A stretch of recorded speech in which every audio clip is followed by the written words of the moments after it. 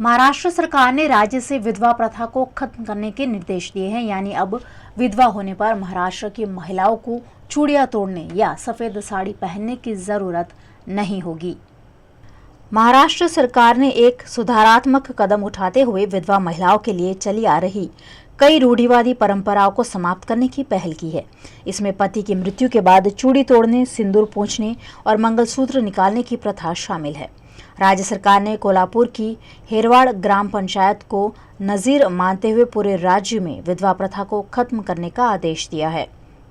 ये सरकारी आदेश सर्कुलर राज्य सरकार की ओर से सभी ग्राम पंचायतों को जारी किया गया है।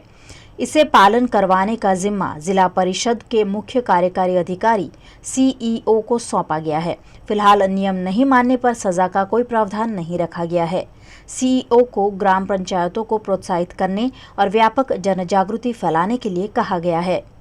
प्रदेश के ग्रामीण विकास मंत्री हसन मुशर्रफ ने भी ग्राम पंचायतों को हेरवाड़ ग्राम पंचायत का अनुकरण कर एक आदर्श स्थापित करने की अपील की है। उन्होंने कहा कि कुप्रथा को रोकने के लिए महाराष्ट्र हमेशा आगे रहा है। हेरवाड़ ग्राम पंचायत ने पति के निधन के बाद पत्नी का सिंदूर पोंछने और मंगलसूत्र निकालने जैसी कुप्रथा को रोकने के लिए प्रस्ताव पारित किया है। सरकार के इस फैसले पर शिक्षा मंत्री वर्षा गायकवाड़ ने कहा है, जब ये मामला सामने आया था तब मैंने मांग की थी कि हेरवाड़ ग्राम पंचायत का फैसला पूरे राज्य में लागू किया जाए। ये एक क्रांतिकारी फैसला है। वरिष्ठ अधिवक्ता और सोशल एक्टिविस्ट आबा सिंह ने कहा कि इस फैसले का स्वागत है। यह महिलाओं को समानता देने का कदम है। देश भर में जहां भी ये कुप्रथा है उसे तत्काल खत्म करना चाहिए। कांग्रेस के कार्यकारी अध्यक्ष हार्दिक पटेल ने कई दिनों तक हाइप क्रिएट करने के बाद आखिरकार कांग्रेस पार्टी छोड़ दी है। अब हार्दिक पटेल के लगातार भारतीय जनता पार्टी से जुड़ने की अटकलें लगाई जा रही है, जिस पर हार्दिक पटेल ने अपनी प्रतिक्रिया दी है। ये अचानक की बात नहीं है। मैंने पहले भी कहा कि ये जो मेरी बात है वो पिछले 2 महीनों से मैं लगातार पार्टी नेतृत्व से कहता था कि आपने मुझे जो जिम्मेवारी दी है वो जिम्मेवारी तो तय कीजिए। आप किसी को कार्यकारी अध्यक्ष बनाते हो और फिर ऐसे ही पद देके रखना है तो उसका कोई मतलब नहीं है। और हम लोग बड़ी ईमानदारी से गुजरात में कांग्रेस पार्टी से जुड़े थे कि यार हम लोगों का अच्छा करेंगे, लेकिन कांग्रेस पार्टी सिर्फ और सिर्फ गुजरात में और उसका सेंट्रल नेतृत्व हम जैसे नौजवानों की आवाज़ को कैसे बंद कर दिया जाए, हम लोगों को कैसे चुप कर दिया जाए, हम लोगों की जो प्रतिभा है, हमारा जो क्षमता है उसको कैसे दबा दिया जाए, उसके लिए सिर्फ काम किया है। और मैंने कई बार पार्टी नेतृत्व से लगातार ये कहा है कि गुजरात के भीतर हमारा नेतृत्व सिर्फ और सिर्फ लोगों में एक भरोसा कैसे तोड़ा जाए। लोग ये कहते थे कि कांग्रेस जातिवाद की राजनीति करती है। इवन गुजरात कांग्रेस में सबसे बड़ी राजनीति जातिवाद की हो रही है। पद देने के बाद आती है तो जातिवाद के हिसाब से दिया जाता है, लोगों को काम देना हो तो जातिवाद से हिसाब से दिया जाता है। तो मेरा मोहभंग नहीं है, मेरा निर्णय बहुत ही हिम्मत से है कि मुझे ऐसी पार्टी में नहीं रहना जो सिर्फ और सिर्फ गुजरातियों का विरोध करते हो, जो सिर्फ और सिर्फ मुद्दों के आधार पर लोगों को गुमराह करते हो।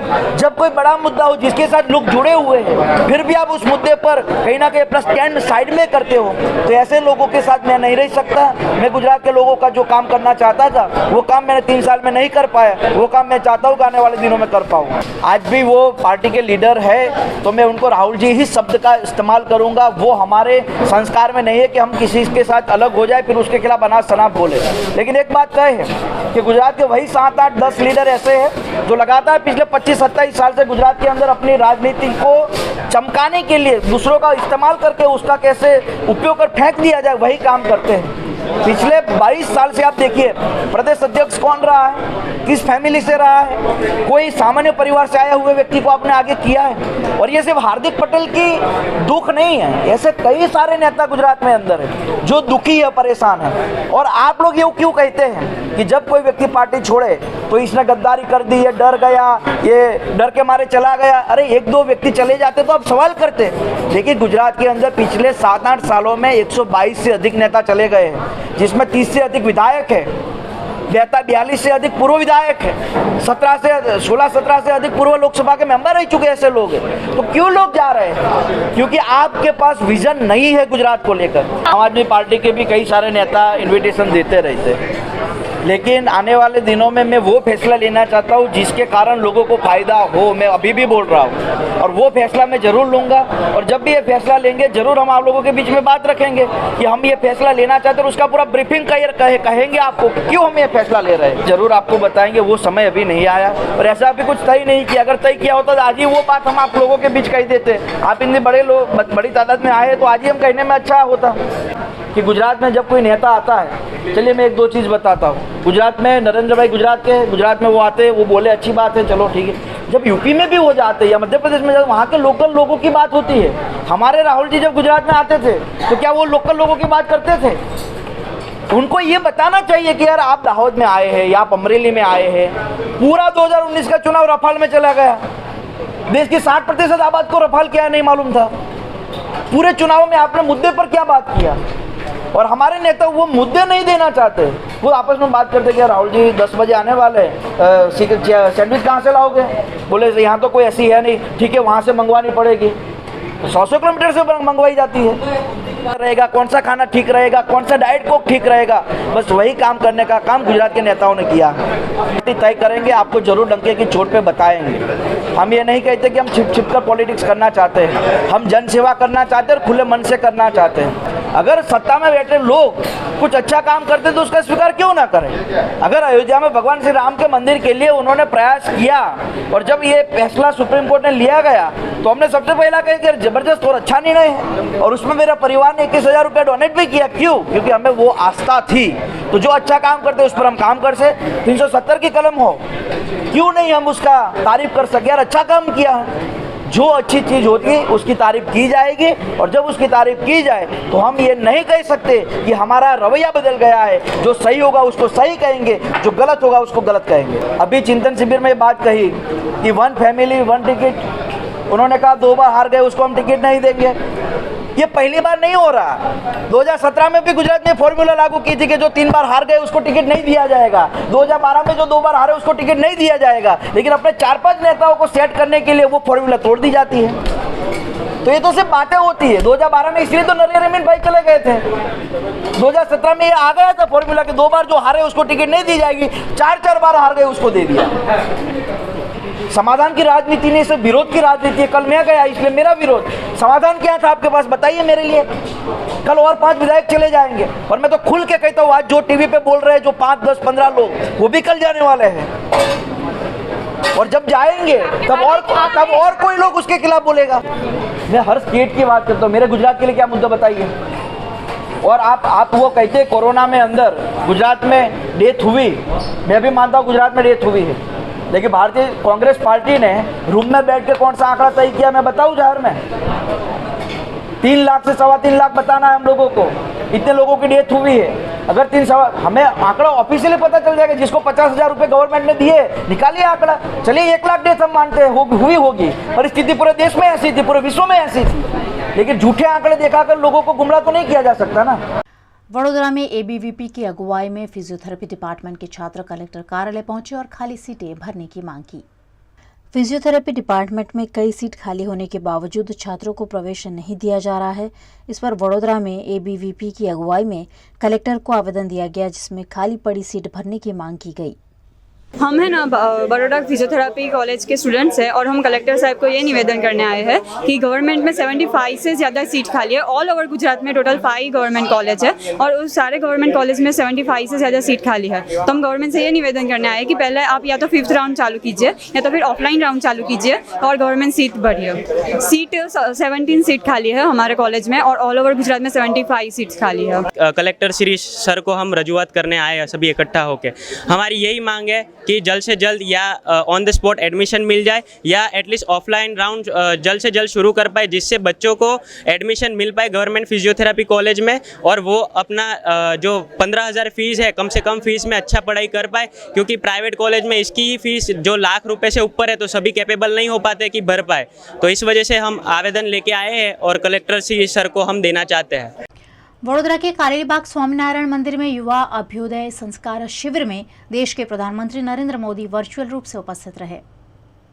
वडोदरा के कारेलीबाग स्वामीनारायण मंदिर में युवा संस्कार अभ्युदय शिविर का आयोजन किया गया, जिसमें देश को उन्नति की ओर आगे ले जाने के लिए युवाओं को अच्छे संस्कार देने पर जोर दिया गया। इस कार्यक्रम में देश के प्रधानमंत्री नरेंद्र मोदी वर्चुअल रूप से जुड़े, वहीं प्रदेश भाजपा अध्यक्ष CR पाटिल और गुजरात राज्य के शहरी विकास मंत्री विनोद मोरडिया, वडोदरा के मेयर केयूर रोकड़िया, भाजपा प्रदेश मंत्री भार्गव भट्ट, विधायक योगेश पटेल, वडोदरा भाजपा अध्यक्ष डॉक्टर विजय शाह समेत के भाजपा नेताओं की उपस्थिति रही। सत्संग में आकर सैकड़ों सत्संगी भारतीय तिरंगे के रंग में रंगे हुए नजर आए, वहीं हजारों सत्संगी कार्यक्रम में ऑनलाइन जुड़े। युवा शिविर को संबोधित करते हुए प्रधानमंत्री मोदी ने कहा कि हमारे शास्त्रों ने हमें सिखाया है कि किसी भी समाज का निर्माण समाज की हर पीढ़ी में निरंतर चरित्र निर्माण से होता है। उसकी सभ्यता, परंपरा, उसके आचार विचार, व्यवहार एक प्रकार से हमारी सांस्कृतिक विरासत की समृद्धि से होता है। भाजपा प्रदेश अध्यक्ष CR पाटिल ने भी इस मौके पर युवाओं में अच्छे संस्कार का सिंचन करने पर जोर दिया। जय स्वामीनारायण। कि संस्कार अभ्युदय शिविर के इस आयोजन में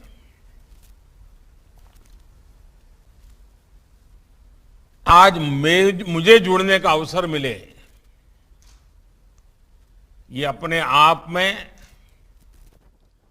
संतोष का, खुशी का अवसर है। इस शिविर की जो रूपरेखा है, जो उद्देश्य है और जो प्रभाव है, वो आप सभी संतों की उपस्थितियों में और निखर जाएगा।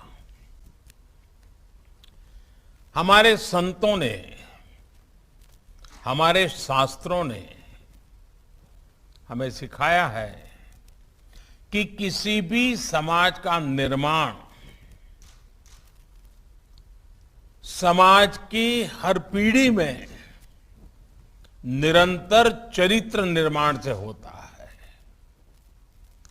उसकी सभ्यता, उसकी परंपरा, उसके आचार विचार व्यवहार एक प्रकार से हमारी सांस्कृतिक विरासत की समृद्धि से होता है। और हमारी संस्कृति का सूजन, उसकी अगर कोई पाठशाला है,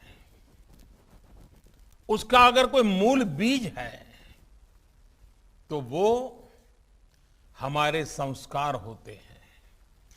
और इसलिए ये संस्कार अभ्युदय शिविर हमारे युवाओं के अभ्युदय के प्रयास के साथ ही हमारे समाज के अभ्युदय का भी एक स्वाभाविक पवित्र अभियान है। ये प्रयास है हमारी पहचान और गौरव के अभ्युदय का। ये प्रयास है हमारे राष्ट्र के अभ्युदय का। मुझे विश्वास है और मेरे युवा साथी जब इस शिविर से जाएंगे तो वो अपने भीतर एक नई ऊर्जा महसूस करेंगे, एक नई स्पष्टता और चेतना का संचार अनुभव करेंगे। मैं आप सभी को इस नव आरंभ के लिए, नव प्रस्थान के लिए, नव संकल्प के लिए बहुत बहुत शुभकामनाएं देता हूं। साथियों, इस साल संस्कार अभ्युदय शिविर का यह आयोजन एक ऐसे समय में हो रहा है जब देश अपनी आजादी का अमृत महोत्सव मना रहा है। आज हम नए भारत के निर्माण के लिए सामूहिक संकल्प ले रहे हैं, सामूहिक प्रयास कर रहे हैं। एक ऐसा नया भारत जिसकी पहचान नई हो, आधुनिक हो, फॉरवर्ड लुकिंग हो और परंपराएं प्राचीन मजबूत नींव से जुड़ी हुई हो। वडोदरा में कल इको कार में लगी आग में कार मालिक के जिंदा जल जाने की घटना सामने आई थी, जिस पर अब कई तर्क वितर्क उठ रहे हैं।